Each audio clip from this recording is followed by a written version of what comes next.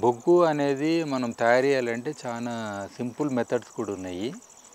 అదేంటంటే మనము ఒక దగ్గర కుప్పలాగా పెట్టి దాని మీద మంట పెడితే కూడా స్లోగా ఆ మంట కిందికి పోతుంటుంది. మొత్తం గాలినాక నీళ్ళు పోయాలి. ఇది ఫైర్ మెథడ్ అంటాం. ఇది one of the simplest method.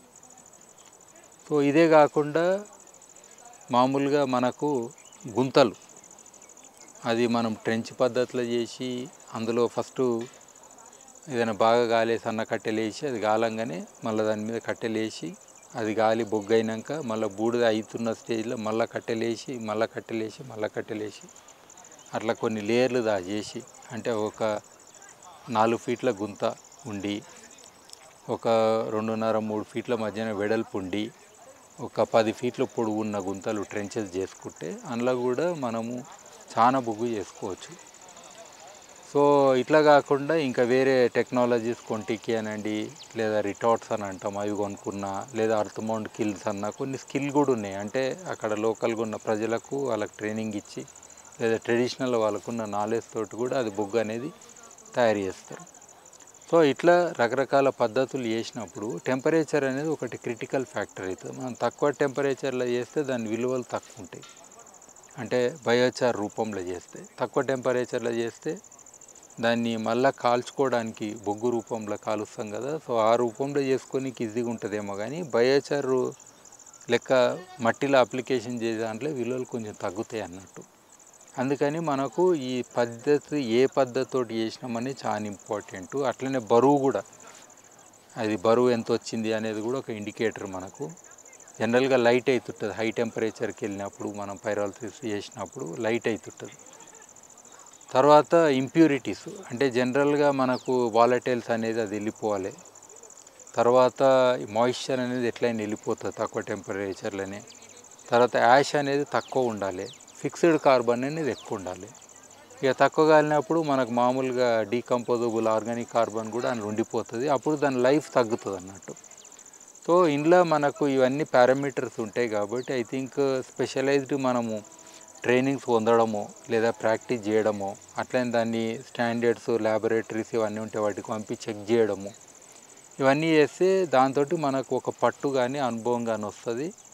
అప్పుడు మనము ఇంకా ఒక ఎక్స్పర్ట్ లాగా అవుతాం అన్నట్టు.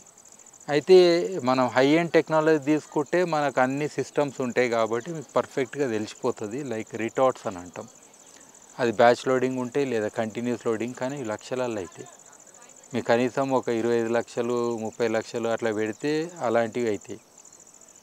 అది కాదు మేము మామూలుగా చేసుకుంటాం, ముందు ట్రై చేస్తాము, ట్రయల్ వేసుకుంటాము అంటే మనము ఈ ఒక అగ్గిపెట్టెతోటి కూడా జస్ట్ లేబర్ ఖర్చుతోటి ఆ పైర్ అనేది పెట్టి చేయొచ్చు. లేదా పిట్ మెథడ్లో ఒక 600 నుంచి 1000 రూపాయలు ఖర్చు పెడితే ఒక ట్రెంచ్ జేసీబీ తోటి చేసుకొని అందులో చేసుకోవచ్చు. బట్ ఒక్కోసారి కట్టెల్ని కూడా కట్ చేయడం కూడా ఒకటి మనకు వర్క్ అన్నట్టు. సో దానికి కూడా లేబర్ ఖర్చులు అయితే చూసుకోవాలి. అంటే ప్రిపేరింగ్ అని అంటాం, ఫీడ్ స్టాక్ ప్రిపేరింగ్, అది ఏ సైజు ఉండాలి, ఎంత సైజు ఉండాలి, ఏ కట్టె పనికి వస్తుంది, ఇది కూడా ఒకటి నాలెడ్జ్ అది. సో దాని మీద కూడా మళ్ళీ అవగాహన రావాలి. మాయిశ్చరు తక్కువ అంటే ఎట్లా, ఎక్కువ ఉంటే ఏంది, ఏది ప్రాబ్లము, ఇవి కూడా చూసుకోవాలి. ఎందుకంటే మాయిశ్చర్ ఎక్కువ ఉంటే కూడా ఎమిషన్స్ ఎక్కువ అవుతాయి. అందులో మీథేన్ రావచ్చు, కార్బన్ డైఆక్సైడ్ వస్తుంది, కార్బన్ మోనాక్సైడ్ వస్తుంది. సో ఇట్లా రకరకాల గ్యాసెస్ వస్తాయి. మళ్ళీ అవన్నీ కూడా గ్రీన్ హౌస్ గ్యాసెస్కి రిలేటెడ్.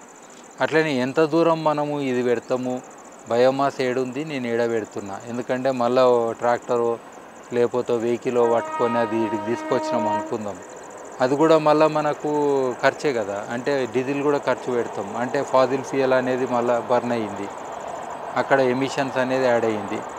సో ఇట్లా రకరకాలు మనకు ఇష్యూస్ ఛాలెంజెస్ ఉంటాయి.